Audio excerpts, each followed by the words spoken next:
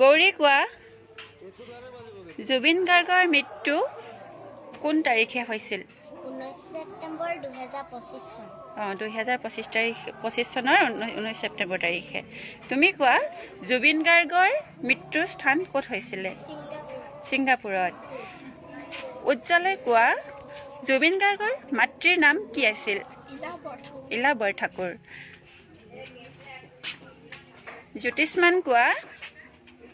জুবিন গাৰ্গৰ পিতৃৰ নাম কি আছিল কপিল বৰঠাকুৰ হৃদয়ে কোৱা কি অনুষ্ঠানত জুবিন গাৰ্গে ভাগ ল'বলৈ ছিংগাপুৰলৈ গৈছিল নৰ্থ ইষ্ট ফেষ্টিভেললৈ তনুশ্ৰীয়ে কোৱা নৰ্থ ইষ্ট ফেষ্টিভেল কোনে আয়োজন কৰিছিল শ্যাম কানু মহন্তই দৰ্শনা কোৱা জুবিন গাৰ্গৰ মেনেজাৰজনৰ নাম কি আছিল সিদ্ধাৰ্থ শৰ্মা আৰু কৃষ্টি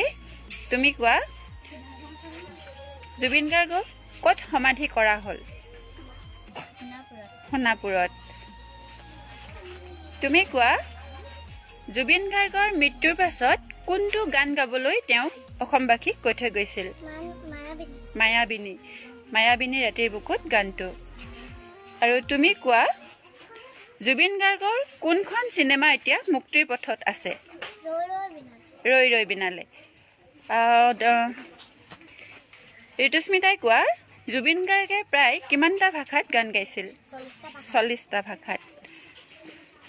শ্যামলিমাই কোৱা জুবিন গাৰ্গৰ পত্নীৰ নাম কি গৰিমা শইকীয়া গাৰ্গ মৃণালে কোৱা জুবিন গাৰ্গক মুখাগ্নি কোনে কৰিছিল পামী বৰঠাকুৰ তেখেতৰ ভগ্নী পামী বৰঠাকুৰে হিমাংশুৱে কোৱা জুবিন গাৰ্গে প্ৰায় কিমান গান গাইছিল প্ৰায় 38,000 গান বিভিন্ন ভাষাত গাইছিল ধন্যবাদ সকলোকে